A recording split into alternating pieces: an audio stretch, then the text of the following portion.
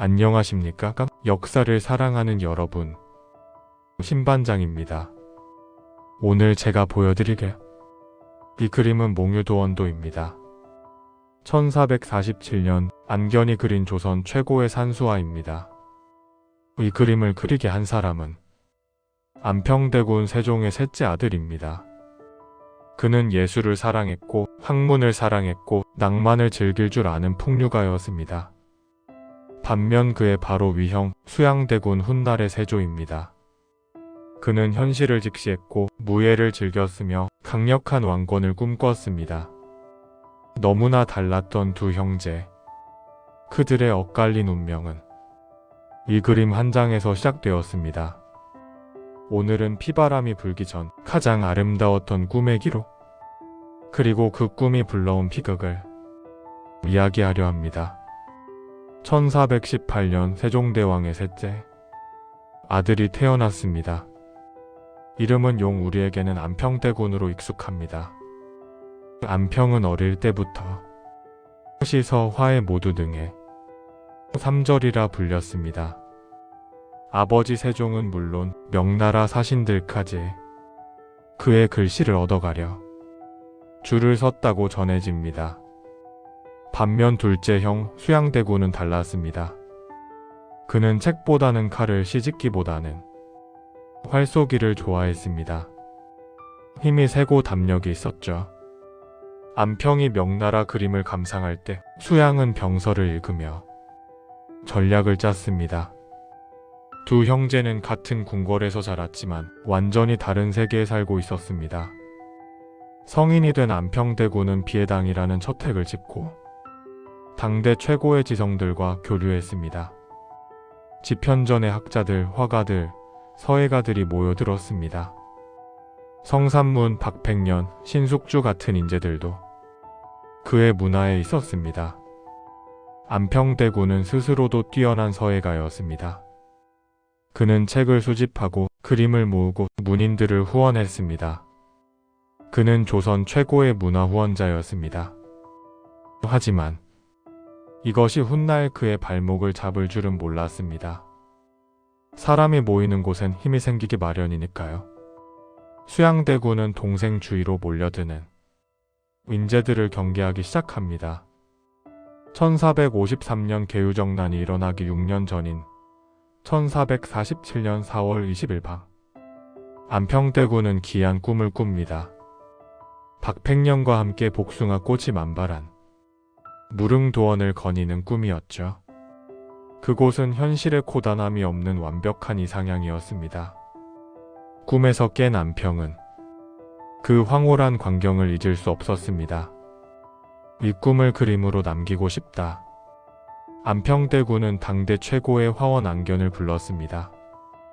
내 꿈속 도원을 그려다오. 안평대군은 꿈속에서 본 장면을 자세히 설명했습니다. 산의 모양, 계곡의 흐름, 나무의 위치까지.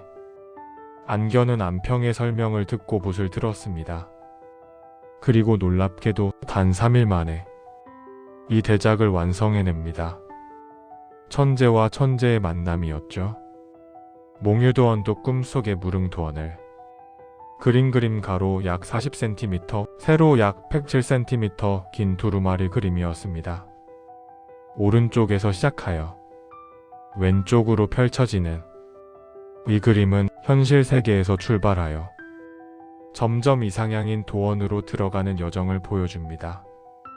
안개 낀 산, 굽이치는 계곡, 복숭아나무 숲, 그리고 그 속을 거니는 작은 인물들. 조선 최고의 산수화였습니다. 그림이 완성되자 안평대군은 평소 아끼던 문인들에게 시를 부탁합니다. 여기에는 성삼문, 박팽년, 신숙주 등 당대 최고의 문사들과 고승이 참여해 안평대군의 발문을 포함하여 총 23편의 아름다운 글이 남겨졌습니다. 아이러니하게도 안평의 꿈속을 함께 거닐었던 신숙주 훗날, 그는 안평을 죽음으로 몬 수양대군의 최측근이 됩니다. 이 아름다운 그림은 훗날 이들에겐 살생부가 되고 맙니다. 수양대군도 이 그림을 보았습니다. 하지만 그의 눈에는 그저 종이 위에 먹물일 뿐이었습니다. 예술이 세상을 바꾸는가? 아니다, 권력만이 세상을 바꾼다. 그는 그림 대신 권력을, 시 대신 군사력을 키워나갔습니다. 두 형제의 길은 점점 더 멀어졌습니다. 세종과 문종이 연이어 세상을 떠나고 어린 단종이 왕위에 올랐습니다. 안평은 권력을 탐하지 않았다고 했지만 수양의 눈에는 수많은 선비들이 따르는 안평 자체가 가장 큰 위협이었습니다. 어린 조카를 지키려는 숙부와 조카를 밀어내려는 숙부, 충돌은 피할 수 없었습니다. 1452년 문종이 재위 2년 만에 세상을 떠났습니다. 12세의 어린 단종이 왕위에 올랐습니다. 안평대군은 생각했습니다. 어린 조카가 잘 자랄 수 있도록 학문적으로 도와야겠다. 수양대군은 생각했습니다. 어린 조카는 나약하다. 내가 나서야 한다. 두 숙부의 생각은 완전히 달랐습니다. 안평대군은 정치에 개입하지 않았습니다. 단종을 왕으로 섬기고 자신은 학문과 예술의 세계에 머물렀습니다. 나는 책과 그림이면 충분하다. 하지만 주변 사람들은 달랐습니다. 특히 집현전의 젊은 학자들은 안평대군을 존경했습니다. 대군께서 나라를 이끄셨으면 좋겠습니다. 안평대군은 고개를 저었습니다. 나는 정치가가 아니다. 다만 학문을 사랑하는 사람일 뿐이다. 반면 수양대군은 착착 준비를 진행했습니다. 한명회, 권람, 홍윤성, 그의 측근들이 모였습니다. 때가 되었다. 김종서와 황보인을 제거하고 권력을 장악해야 한다. 1453년 10월 10일 거사일이 정해졌습니다. 1453년 음력 10월 10일 밤, 운명의 날이 밝았습니다. 계유정난입니다. 수양대군은 김종서를 철퇴로 제거하고 궁궐을 장악합니다. 명분은 안평대군이 김종서와 결탁해 역모를 꾸몄다는 것이었습니다. 안평대군은 영문도 모른 채 역적이 되고 말았습니다. 며칠 후 수양대군의 무사들이 비해당에 들이닥쳤습니다. 안평대군, 역모를 꾸몄다는 고변이 들어왔다. 체포한다. 역모? 나는 아무것도 하지 않았다. 하지만 소용없었습니다. 수양대군은 동생을 제거하기로 결정한 것입니다. 예술이 권력을 이길 수 없었습니다. 안평대군은 강화도, 그 중에서도 더 고립된 섬, 교동도로 유배됩니다. 왕족들이 유배되는, 한번 들어가면 살아서 나오기 힘들다는 가장 쓸쓸한 곳이었습니다. 36세 안평대군은 그곳에서 홀로 지냈습니다. 내 그림들은, 내 책들은 비해당은 그가 평생 사랑했던 모든 것들이 멀어졌습니다. 유배된 지 불과 8일 만에 의금부의 주청으로 단종은 결국 숙부에게 사사의 명을 내립니다. 사약이 교동에 도착했습니다. 안평대군은 사약을 앞에 두고 마지막으로 하늘을 바라봅니다. 나는 그저 아름다운 것을 사랑했을 뿐인데.